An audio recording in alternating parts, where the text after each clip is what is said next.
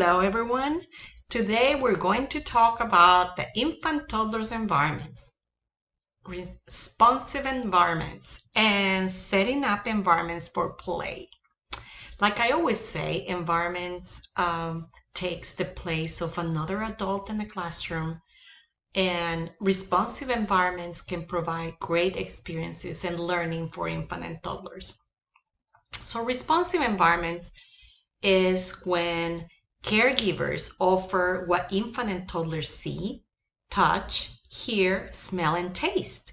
When caregivers decide how much fresh air, sunlight, and exercise young children will get. When caregivers create engaging, supported, and comfortable physical environments. So responsive environments also applies to caregivers choosing appropriate toys, materials, and activities, and engage in reciprocal interactions.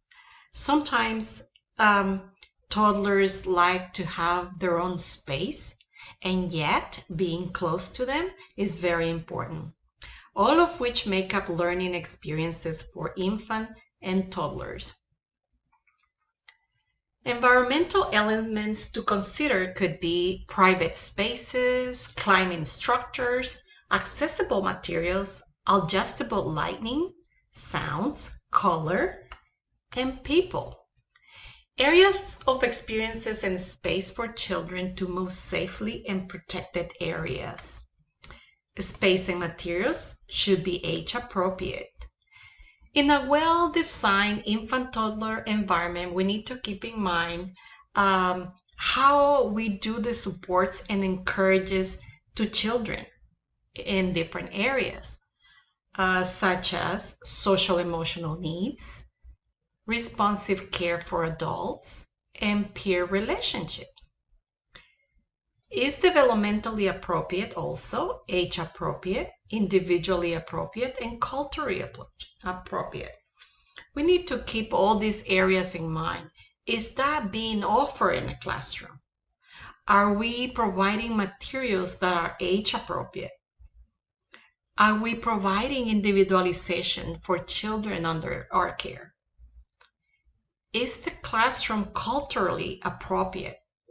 Is the environment showing an invitation for all the families to enjoy? Areas should be arranged in such a way that noisier play areas are located away from the quiet areas and include spaces for adults. We also need to consider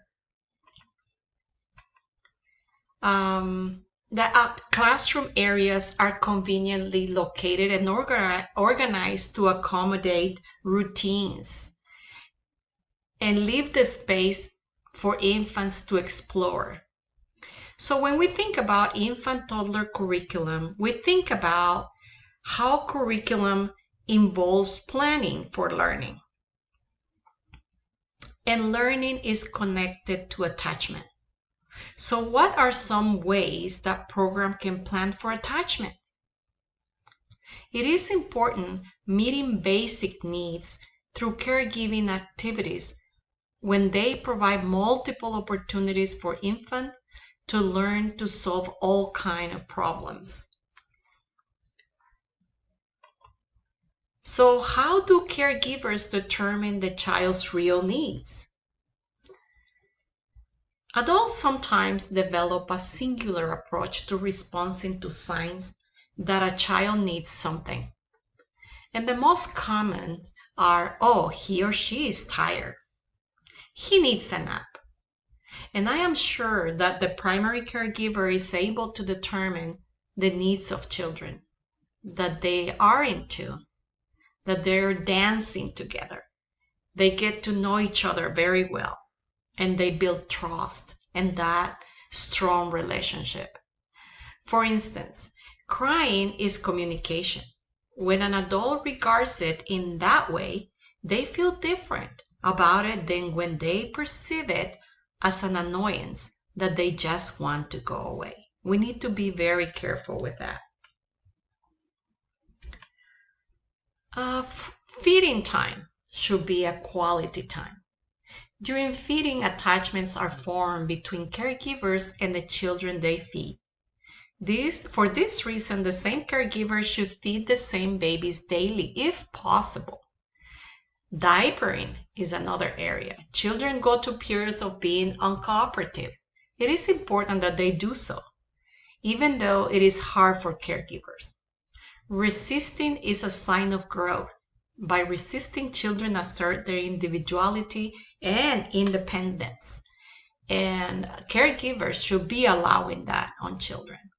Thank you. This is all I have for you today, and hopefully this will help you for next week when we are creating activities for infant and toddlers. Have a great day. Bye.